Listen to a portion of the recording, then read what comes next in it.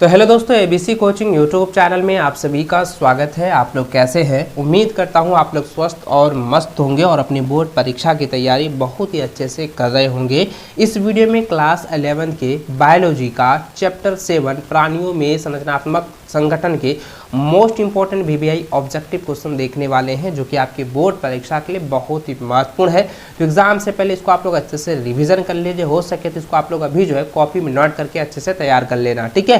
तो चलिए बच्चों क्वेश्चन की ओर चलते हैं। तो देखिए बच्चों, सबसे पहला जो क्वेश्चन दिया गया है, the basic structure and functional unit in an animal is, यानी कहता है कि किसी जंतु में आधारभूत संरचनात्मक और क्रियात्मक इकाई है। तो देखिए ये किसी भी जंतु का आधारभूत संरचनात्मक और क्रियात्मक इकाई को क्या कहते हैं? कोशिका कहते हैं, यानी कि सेल कहते हैं। तो ऑप्शन नंबर आपका जो है सी इसका बिल्कुल सटीक आंसर हो जाएगा। इसको आप लोग नोट करते जाइए। चलिए नेक्स्ट क्वेश्चन देखिए बच्चों, दिया गया है, कहता है a group of similar cell, क्या है? देखिए क्या है, a group of similar cell along with, क्या है? देखिए ये बहुत ज़बरदस्त है। ये सवाल आपके एग्जाम में पूछा जाता है, बहुत ज़्यादा पूछा जाता है इंटरसेल्यूलर से रिलेटेड, ठीक है। तो यहाँ पे क्या दिखा है, विथ इंटरसेल्यूलर, उसके बाद है substance perform a specific function are, यानी कि समान कोशिकाओं का एक समूह जो अंतर कोशिकीय पदार्थों के साथ मिलकर जो है विशिष्ट कार्य करता है, वो कहलाता है। विशिष्ट कार्य जो करता है वो क्या कहलाता है? तो वह जो है टिश्यू कहलाता है, यानी उत्तक कहलाता है। तो उत्तक कहलाता है, ऑप्शन नंबर जो है बी बिल्कुल सटीक आंसर होगा, टिश्यू, ठीक है। नोट कर लीजिए। जितने भी विद्यार्थी, चाहे आप हिंदी मीडियम के हैं या इंग्लिश मीडियम के हैं, दोनों विद्यार्थी आप इसको जो अच्छे से देख सकते हैं, आप लोग तैयार कर लेना, ठीक है। चलिए अगला सवाल देखिए बच्चों, यहाँ पे दिया गया है, etch organ of the body is made up of one और मोर टाइप ऑफ, यानी कि शरीर के प्रत्येक अंग एक या अधिक प्रकार के किससे बने होते हैं? उत्तक से बने होते हैं, यानी टिश्यू से बने होते हैं। ऑप्शन नंबर ए इसका बिल्कुल सटीक आंसर हो जाएगा। अगला सवाल दिया गया कि ए फ्रॉग कैन लिव इन, यानी कहता है कि एक मेढक जो है कहाँ जीवित रह सकता है? मेढक जो है ना, पानी और धरती दोनों पर जो है जीवित रह सकता है, इसलिए इसका सही आंसर हो जाएगा ऑप्शन नंबर सी हो जाएगा, मीठा जल एवं धरती दोनों में, है ना। ऑप्शन सी हो जाएगा, both in fresh water and land हो जाएगा। इसको आप लोग नोट कर लीजिए। चलिए नेक्स्ट क्वेश्चन देखिए बच्चों, दिया गया है कि सवाल कह रहा है कि वे जीव जिनके शरीर का तापमान जो है पर्यावरण के तापमान के साथ जो है बदलता रहता है, कहलाते हैं, उसे क्या कहलाते हैं? उसे जो है क्या कहते हैं? अनियत तापी कहलाते हैं, ठीक है, याद रखेंगे, अनियत तापी कहलाते हैं। ऑप्शन नंबर ए इसका बिल्कुल सही जवाब होगा। अगला सवाल देखिए, दिया गया है, the heart blood vessels and blood constitute which organ system, यानी कि ये सारे जो अंग है, यानी कि हृदय, रक्त वाहिकाएं और रक्त किस अंग की जो है प्रणाली का निर्माण करता है? ये जो किस अंग के प्रणाली को निर्माण करता है? तो यह जो है ना, वो जो है ये परिसंचरण तंत्र को जो निर्माण करता है, याद रखेंगे, परिसंचरण तंत्र का निर्माण करता है। ऑप्शन नंबर डी बिल्कुल सटीक आंसर होगा। अगला सवाल देखिए, दिया गया है, the function of the respiratory system is, यानी कि श्वसन तंत्र का कार्य है। तो श्वसन तंत्र का कार्य क्या होता है? कई बार मैंने आपको पढ़ा है कि श्वसन तंत्र का कार्य जो होता है वो गैसों का विनिमय के लिए, ऑक्सीजन हम कार्बन डाइऑक्साइड लेते हैं, ऑक्सीजन छोड़ते हैं ना रे बाबा, ये होता है किसके लिए? वो होता है पेड़ पौधों के लिए। लेकिन मनुष्य में क्या होता है? इसका जस्ट अपोजिट होता है, ठीक है, पादपों से जो है अपोजिट होता है। तो जंतुओं में किस प्रकार से होता है कि जो हम लोग ऑक्सीजन लेते हैं और कार्बन डाइऑक्साइड छोड़ते हैं, तो यानी कि गैसों का क्या करते हैं? विनिमय करते हैं, है ना। तो इसका सही आंसर क्या हो जाएगा? ऑप्शन नंबर बी हो जाएगा, गैसेस एक्सचेंजेस, यानी कि गैसों का विनिमय, गैसी विनिमय हो जाएगा। ऑप्शन नंबर बी बिल्कुल सटीक आंसर होगा। अगला सवाल देखिए बच्चों, दिया गया कि कौन सा अंग तंत्र जो है किसी जीव के शरीर को नियंत्रित और जो है समन्वित करने के लिए उत्तरदायी है? तो इसका आंसर क्या हो जाएगा? बहुत आसान सवाल है, कई बार मैंने बताया, इसका आंसर हो जाएगा तंत्रिका तंत्र। ऑप्शन नंबर सी इसका बिल्कुल सटीक आंसर होगा। चलिए नर्वस सिस्टम जिसको कहते हैं। चलिए अगला सवाल देखिए बच्चों, दिया गया कि कौन सा अंग जो है तंत्र भोजन को तोड़ने और अवशोषण के लिए जिम्मेदार होते हैं? देखिए भोजन को तोड़ने और अवशोषण के लिए कौन सा जो है तंत्र, यानी कौन सा जो है जो अंग सिस्टम जो है तैयार करती है? बताइए जल्दी। बहुत ही जबरदस्त सवाल है, कई बार मैंने आपको पढ़ा चुका है। पाचन तंत्र होगा भाई, पाचन तंत्र, यानी कि डाइजेस्टिव सिस्टम। ऑप्शन नंबर जो है ए इसका बिल्कुल सटीक आंसर होगा। चलिए नेक्स्ट क्वेश्चन देखिए बच्चों, दिया गया है, कहता है कि अंग तंत्र जो शरीर से अवशिष्ट उत्पादों को निकालती है और पानी और कहता है इलेक्ट्रोलाइट संतुलन को नियंत्रित करती है, वह है, तो वह उत्सर्जन तंत्र होगा। ऑप्शन नंबर जो है डी बिल्कुल सटीक आंसर होगा। चलिए नेक्स्ट क्वेश्चन देखिए, दिया गया है, निम्नलिखित निम्नलिखित में से कौन सा कथन सही है? तो देखिए कथन यहाँ पे पूछा गया। पहला कथन है कि मेढक सदैव जल पीता है। दूसरा दिया है मेढक कभी कभी पानी पी लेता है। तीसरा दिया गया है कि मेढक त्वचा के माध्यम से पानी को अवशोषित करता है। ऑप्शन नंबर डी दिया गया उपयुक्त सभी। देखिए यहाँ पे मेढक से रिलेटेड पूछेगा और मैंने आपको पहले भी कहा था, मैंने आपको पहले भी ये बताया हुआ है कि मेढक क्या करता है कि त्वचा के माध्यम से पानी को अवशोषित करता है। और याद रखेंगे, ठीक है, क्या करेंगे?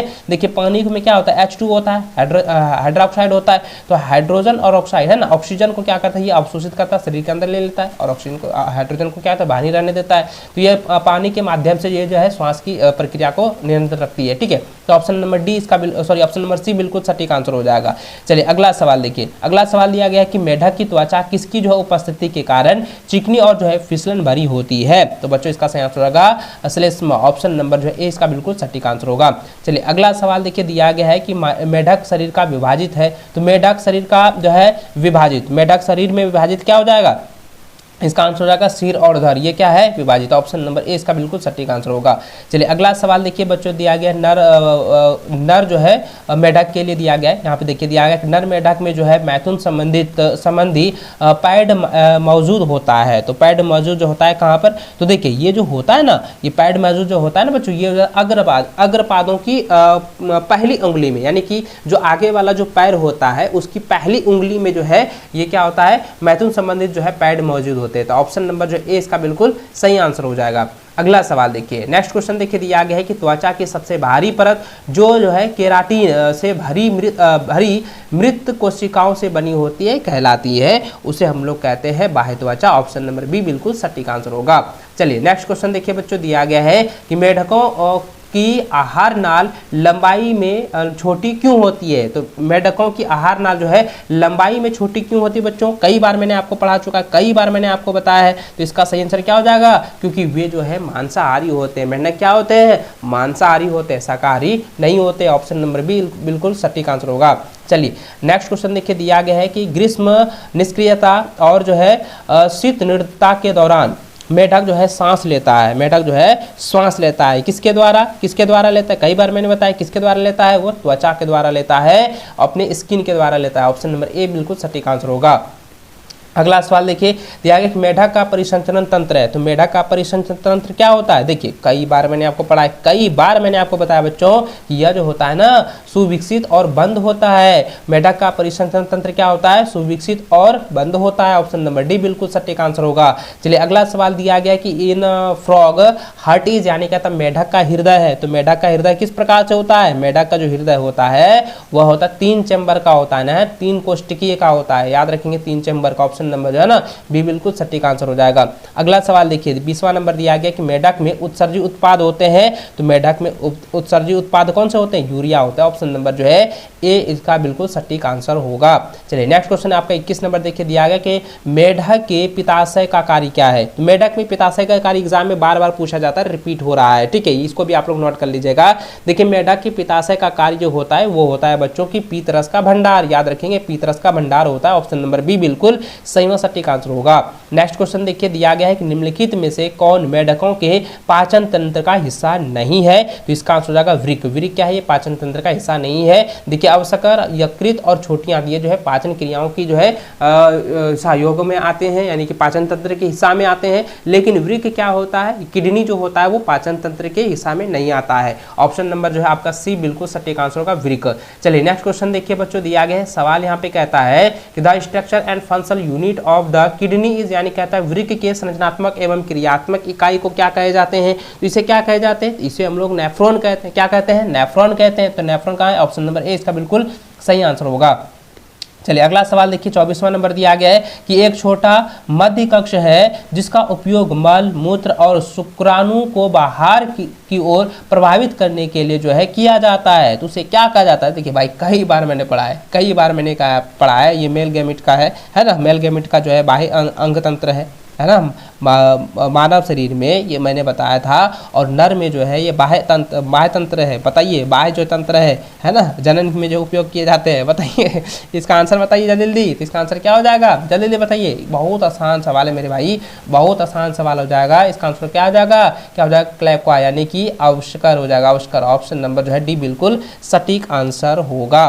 चलिए अगला सवाल देखिए बच्चों, अगला सवाल आपका 25वां नंबर दिया गया है। सवाल कहता है नीलय हृदय के उदर भाग पर एक जो है थैलीनुमा डैश में खुला होता है। थैलीनुमा किस डैश में खुला होता है? थैलीनुमा जो है धमनी शंकु के डैश में खुला होता है। याद रखेंगे, धमनी शंकु में खुला होता है। ऑप्शन ए इसका बिल्कुल सटीक आंसर होगा।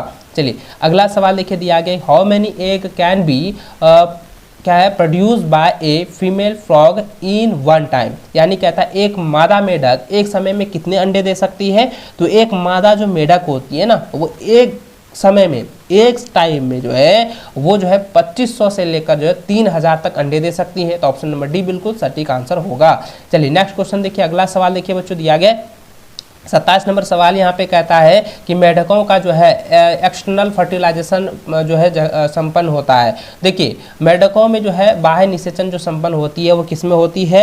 वह होता है बच्चों भूमि में। ठीक है, याद रखें वह किस में होता है? भूमि में। नहीं, इसका नहीं, ये जल में होता है ना। मेढक क्या होता है? बाह्य निषेचन, निषेचन की प्रक्रिया जो होती है, फर्टिलाइजेशन की प्रक्रिया होती है, वो जल में होता है, वाटर में होता है। ऑप्शन नंबर जो है बी बिल्कुल सटीक आंसर होगा। चलिए अगला सवाल देखिए बच्चों दिया गया कि larva of the frog is, यानी कि मेढक का लार्वा है। तो मेढक का लार्वा क्या होता है? तो मेढक का लार्वा होता है टैडपोल। याद रखेंगे ऑप्शन नंबर सी बिल्कुल सटीक आंसर होगा। नेक्स्ट क्वेश्चन देखिए दिया गया है कि मेढकों के मस्तिष्क से निकलने वाली कपाल तंत्रिकाएं होती है। तो इसका आंसर हो जाएगा 10 जोड़े होती है। कितने? 10 जोड़े होती है। ऑप्शन नंबर बी इसका बिल्कुल सटीक आंसर होगा। अगला सवाल देखिए दिया गया है, सवाल 30वां नंबर कहता है कि मेढकों में श्वसन हो सकता है। तो मेढकों में श्वसन जो है किस प्रकार से होती है? मेढकों में जो है ना त्वचा के द्वारा होता है और फुसफुसी दोनों के द्वारा होता है। त्वचा और फुसफुसी दोनों के द्वारा होती है। ऑप्शन नंबर जो आपका सी बिल्कुल सटीक आंसर होगा। तो इस चैप्टर में जितने भी क्वेश्चन मैंने आपको बताए हैं इनको आप एग्जाम से पहले तैयार कर लेना, रिवीजन कर लेना। ठीक है, तो चलिए बच्चों इस वीडियो को अपने सभी दोस्तों के साथ शेयर करना, चैनल पर नए चैनल को सब्सक्राइब कर लेना।